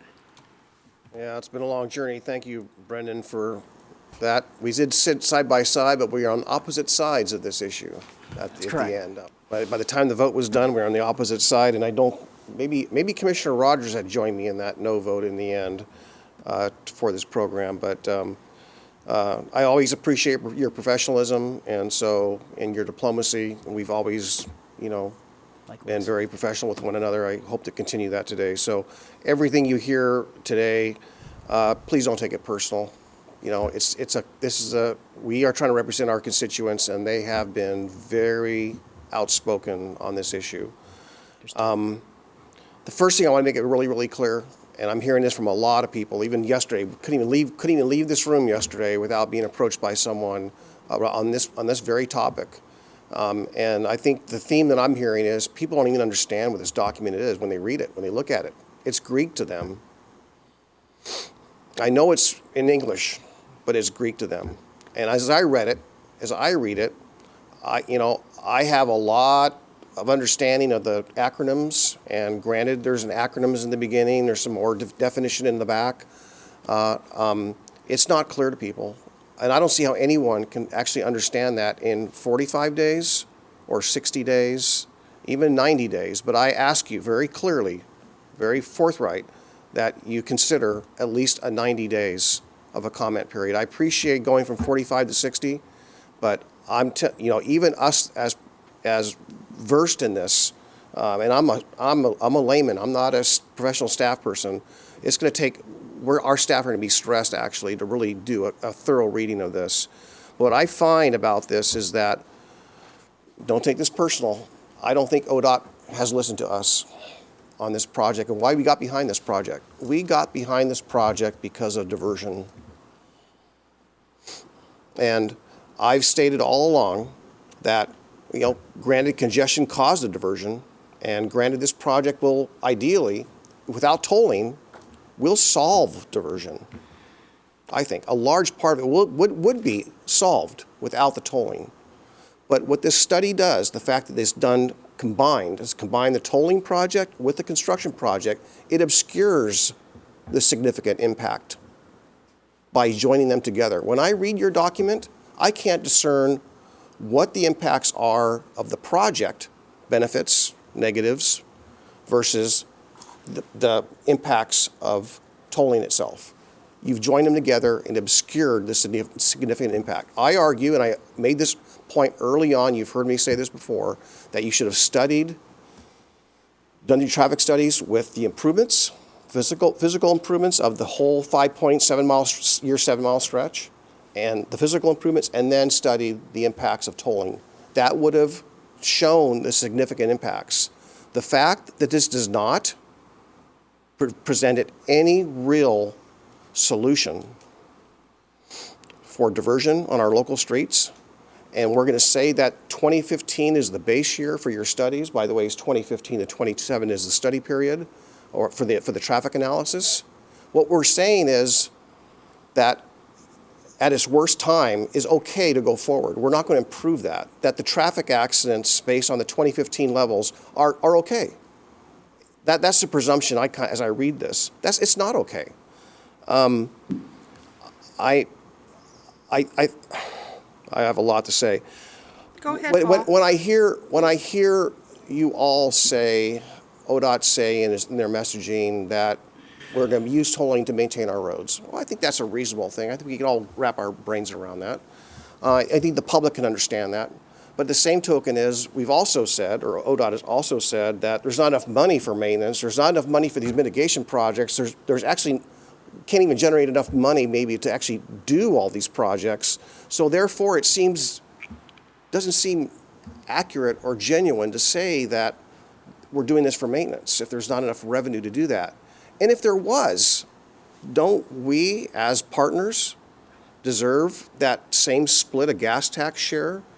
Where the state gets 50 cents of every dollar of gas tax, local governments, counties get 30%, cities get 20%. If there was revenue for that, why are we talking about revenue sharing, which we've got a clear no? There's been no movement on toll revenue. That's a policy question. So when I hear mingling all these things, I ask myself, is it policy or is it politics? When I hear the messaging, that is not really accurate. So just want to put that out there. I'm concerned that there is no solution identified for the safety concerns at the current levels, 2015 levels. And what we're saying is that if it was okay in everything's based off of 2015, it seems like. It wasn't acceptable then. Is there climate solutions or concerns about that we have that are going to be addressed? Only to 2015 standards. Well, that's not acceptable either. Local congestion, again, incentivizing people to get off the freeway and putting that burden on the local governments and local communities, okay, so we can deal with the local congestion because people don't want to pay the fee. That's not acceptable. I don't feel like a partner there. I feel like we're just passing the burden back on to local governments. And again, the local congestion, pollution, climate impacts, accidents, business impacts, woefully weak in this EA. I didn't see anything that really studied the impacts to local businesses. I mean, I'm reading it, granted, but I don't see where there was a concerted effort. I saw some big picture stuff. I saw conflation of 2027 results in 2045. I couldn't discern in some of your paragraphs in the EA what was 2027, what was 2045.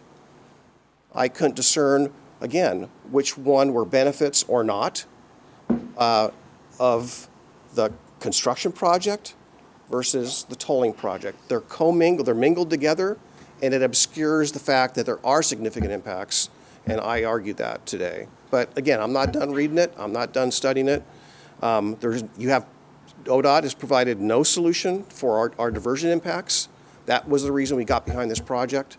And that part, I don't feel that you've listened to us, you, or ODOT, not you, but ODOT has not listened to us. You are not solving our problem. You're actually making it worse.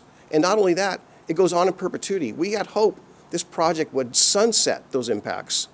This tolling project incentivizes people and those negative impacts into diversion in perpetuity. This proposal makes it worse. I close there. Thank you, Chair. Would you like to respond? Briefly, Madam Chair, Commissioner, excuse me, sorry about that. A lot to unpack there. I think we want to give a thoughtful response. I did take down a lot of notes here regarding the time needed to digest such complicated and robust material. So, and I got a lot of these other pieces as well. I think, too, one of the things I think Della and I want to respond to is it's not just about traffic studies and science and data. It's also about what's happening in these communities that goes beyond some anecdotal things, but actually knowing what's really happening on the ground. Della and I had breakfast yesterday with the mayors of Oregon City and West Lynn, really to hear more from them about the things that aren't going to show up in an environmental assessment report. We're going to keep showing up. We're going to keep listening and trying to address these issues. I wrote down a lot of those, Commissioner. Well, we have staff here that's going to be documenting those as well, so we can make sure we get you a thoughtful response. But I'm also hearing we need to have more time. One of the things I do want to stress for the Commission, Madam Chair, as well, is that we don't have a project if we can't show that we can't mitigate to a significant impact through our federal regulators the impacts of tolling. Particularly on diversion. We're going through that now with your staffs based on the modeling that we've all agreed to use. Is that enough? It might be enough to satisfy this NEPA document, might be enough to have us get the federal approval to move forward, but there's still more that we need to do. And we need to learn that from the communities that we serve. Okay. Commissioner Schull? Yes, good morning, Mr. Finn and Ms. Mosier. Thank you for making it here in the snowstorm this morning, which is a testament to how good our transportation system is. That's right.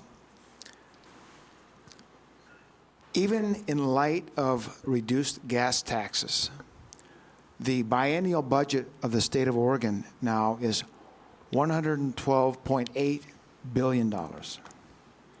And the question I'm asked often is, does that budget reflect the priorities and needs of the people of the state of Oregon? For example, a few years ago, the Orange Line was completed between Southwest Portland and Milwaukee. The cost was $1.5 billion for 7.7 miles, and it was built, paid for, without tolling.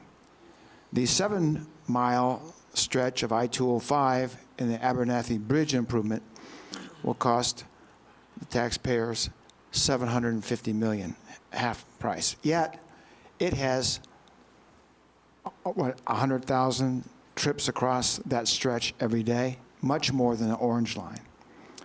So I-205 and Abernathy Bridge provide needed infrastructure for many more people. Yet, we're looking at tolling it. I talk to hundreds of constituents in the county every month, and tolling is an issue we speak about very often.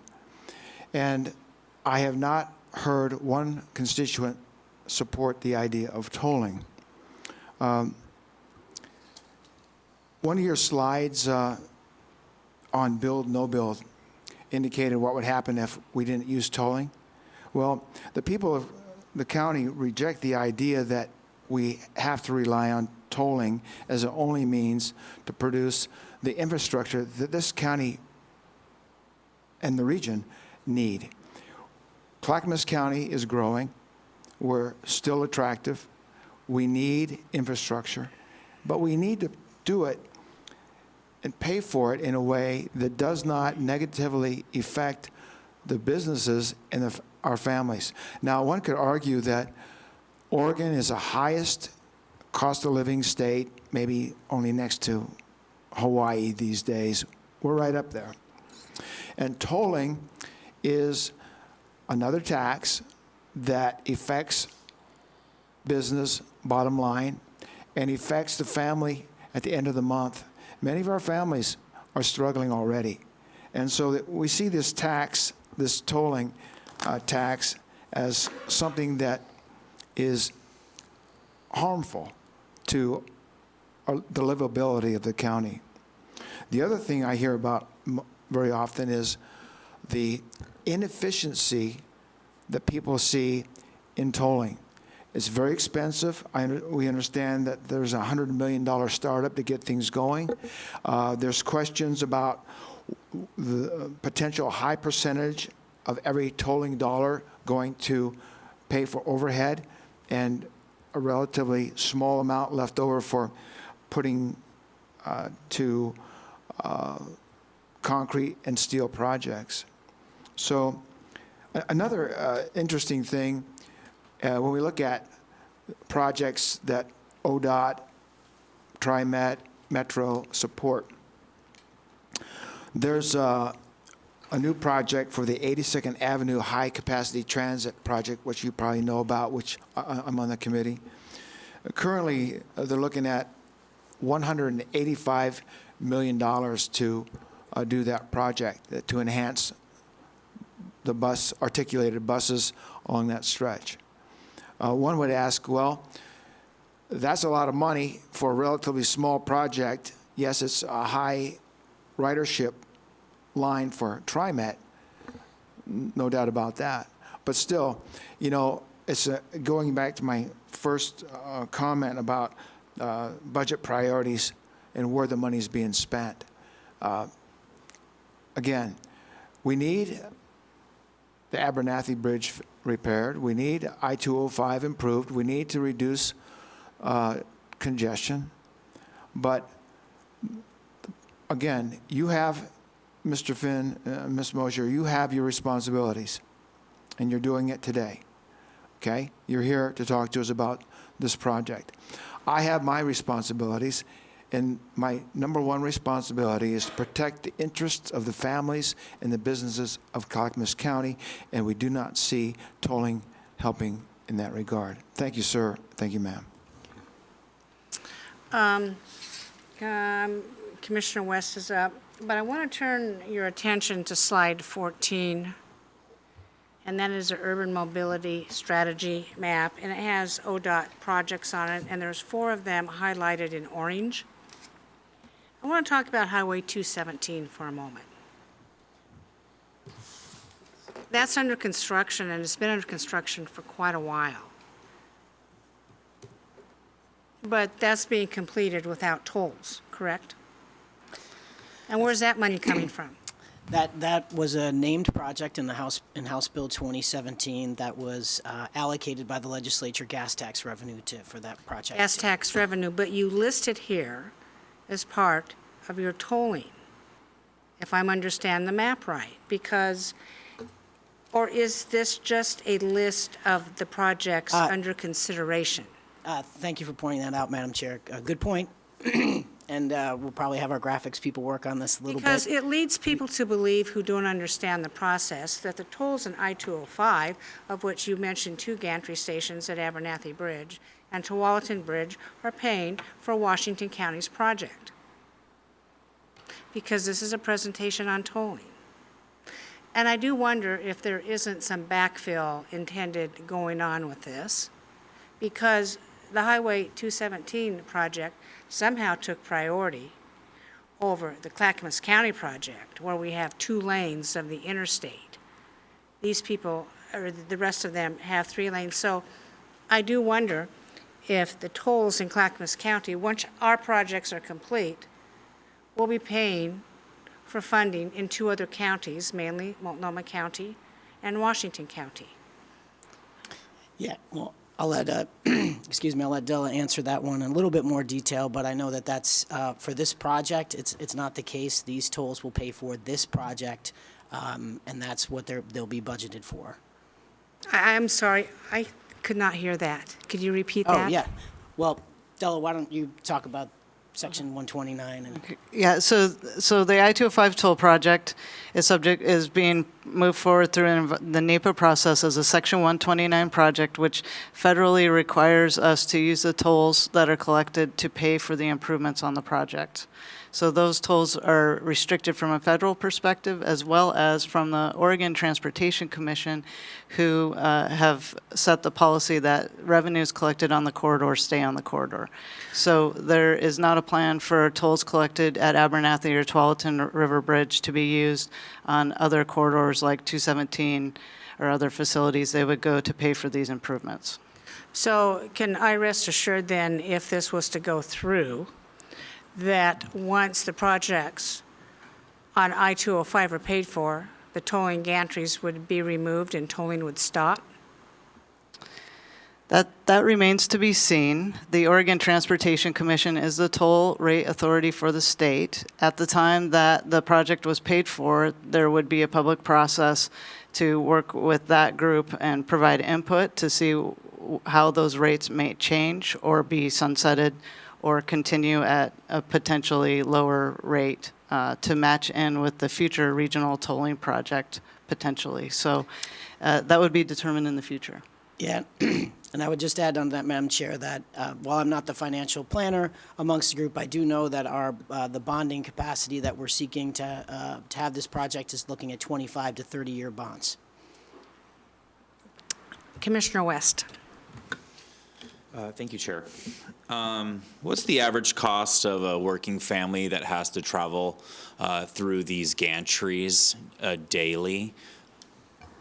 So my family and other families like mine in Wilsonville that have to go this direction to work, we travel through both those gantries and come home again, like how normal people travel. What's their cost?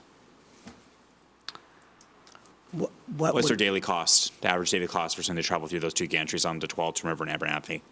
Yet to be determined, Commissioner West. That is something that's actually going to come from this process that we're having through the environmental assessment. How long have you guys been working on this? When did it start, 2018, 2017? Well, that was a time when I was working with the city of Portland, but... But you guys were working on this project, or the ODOT's been working on this yes. project? They were directed to do that through House Bill 2017, which was in the 2017 legislative session. So in the last 4 to 5 years, you have no average cost for a working family to travel between those gantries? It's been 4 to 5 years, you have no cost? Of the cost to go For through... an average family to travel through the gantries? Yeah, because the cost will be determined on how much you can reduce congestion. So that's being analyzed. So then you'll know what the toll is to be able to have that level of congestion reduction. Mr. Finn, with all due respect, when can I tell my neighbors when they'll know how much it's going to cost for them to travel on the freeways that my grandparents already paid for? That would be 6 months before the system goes operational. The Oregon Transportation Commission intends to set rates at that point. Okay, and so, and when does that 6 months start? At the earliest, it would be in Q4 of 2024. Okay, so once this tolling scheme has reached even further progress, with no guarantee or intention to stop it once the project is paid for, you will finally grace us with your presence and then tell our constituents how much it will cost their families as they can't pay for groceries, gases, and utility bills, often because of other bad policies passed by the state of Oregon. Am I correct? Yeah, I think one of the points we should have highlighted is the low-income toll report, where there will be a program associated with those that are experiencing low incomes to either have a reduction or an exemption from tolling. How are you guys going to deal? How are you guys going to deal with communities like Charbonneau here in Clackamas County? Retirement community on the other side of the Willamette River on the Boone Bridge that would potentially have to pay a toll just to go to the grocery store. How are we going to help manage that population on south of the river in Wilsonville? Well, I know we're having lots of discussions with the groups in Charbonneau to hear from them. We want their input because that goes into the environmental assessment that then the Federal Highway Administration will be overseeing and reviewing. Mr. Flynn, I know that this is not your, you directly, you work for ODOT, you're kind of the messenger. I understand that, so I'm sorry for being a little rough. But this is nothing more than a regressive tax against the people in my community. I think it's laughable that you guys mask this once again under the guise of equity when it hurts that population potentially the most. It's nothing about equal or fairness. It's all about equity, which means we are going to guarantee a miserable outcome for everybody in Clackamas County, but that seems to be the state's goal and the ODOT's goal. We have to deal with, rightly so, thousands of our neighbors and businesses that are rightly so very concerned about this issue.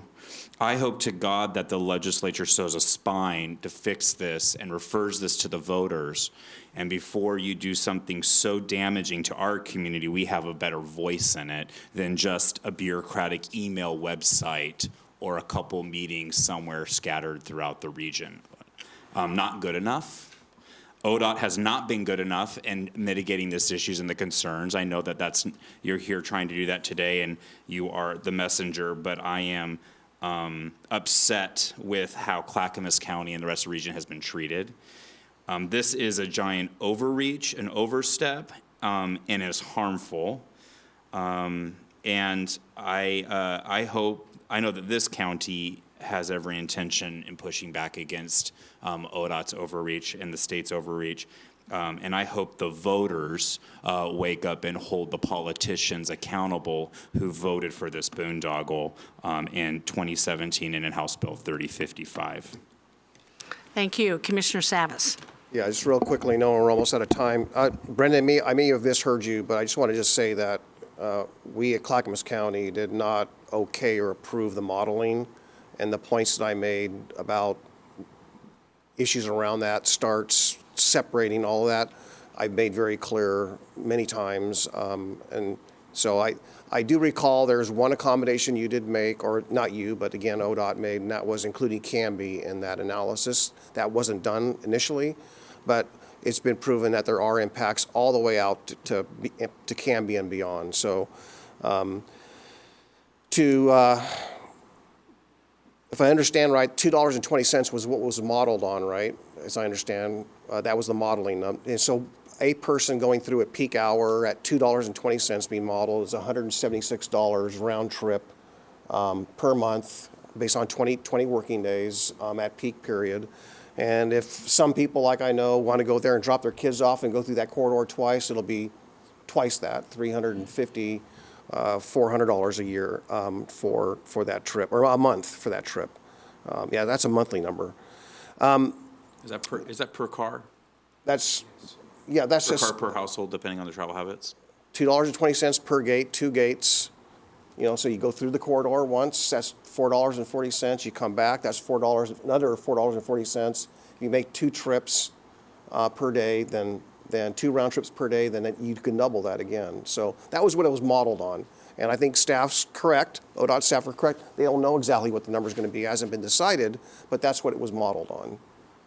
And it's also, look, if you read the EA, you'll see that the average, for people who don't use it all, but the average trip cost is $575 a year impact, I think, is what the number was. But that doesn't include people who use it every day. So that's just an average.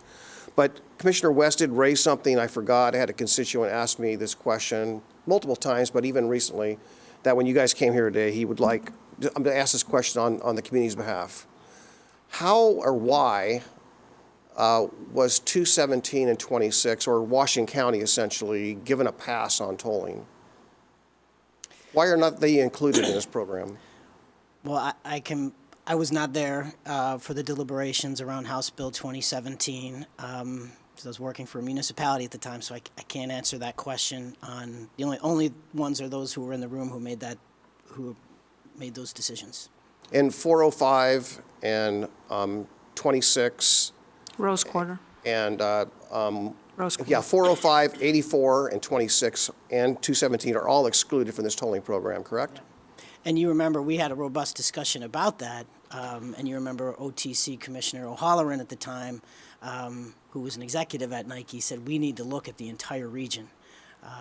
We can't just look at these 2 corridors. We need to look beyond that. So you remember that was part of the discussion, but these were the 2 that were picked during that legislative discussion and deliberation in the 2017 session.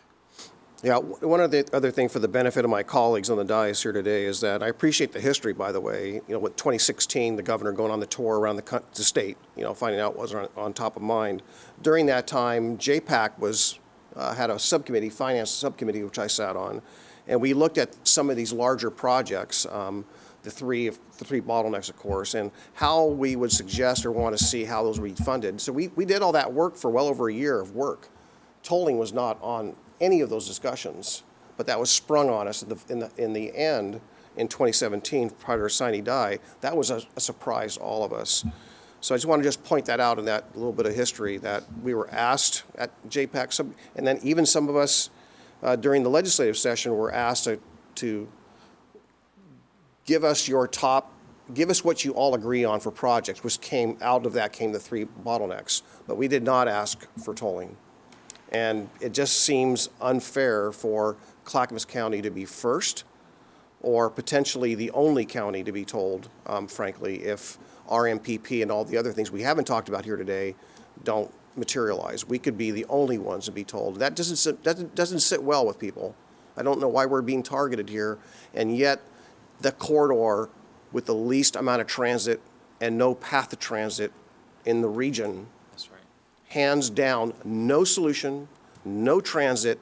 This is the worst place to toll. I want to make that statement. I don't understand why we would do that, but apparently we're not the decision makers on this one. Chair, that's all I have for today. Thank you. Any other comments? Do you have any closing comments you'd like to make today? Sure, okay.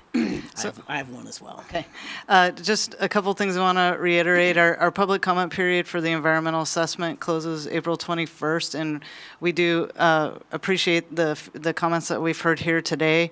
We'll be taking those forward with our federal partners, and we also encourage you to make the comments directly on the environmental assessment related specifically to mitigation and diversion and other items that have been brought up here today to be heard by our federal partners.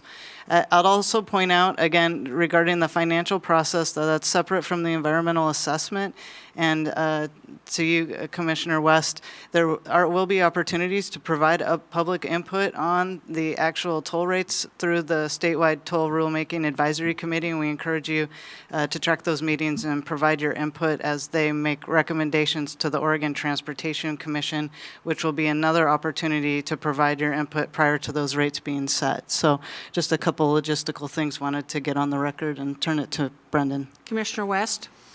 Do we have a pathway, Chair, through our congressional delegation to look at this NEPA environmental study a little more thoroughly to see if there's a way?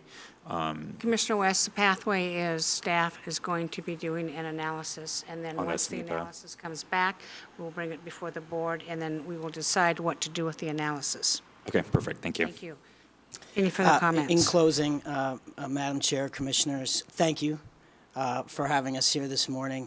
Yes, Commissioner West, I am a messenger, and you are as well for your community. And we appreciate your passion. We understand it. This is part of the process for us to hear this from you and understand the passion and how it impacts your communities, and we will bring that back. So again, thank you for your time this morning. Just in summation, I want to thank you for coming here today and listening to the comments. As you know, we are going to oppose this tolling plan. It is unfair. It singles out Clackamas County. First, you're tolling all lanes at once. There is no free lane, as many jurisdictions across America, and it is unquestionably wrong to toll I-205 before any other region in Oregon. And that is no surprise to you, and we will be opposing it. Thank you very much for coming today. Thank you. Seeing no further business before this commission, we are adjourned.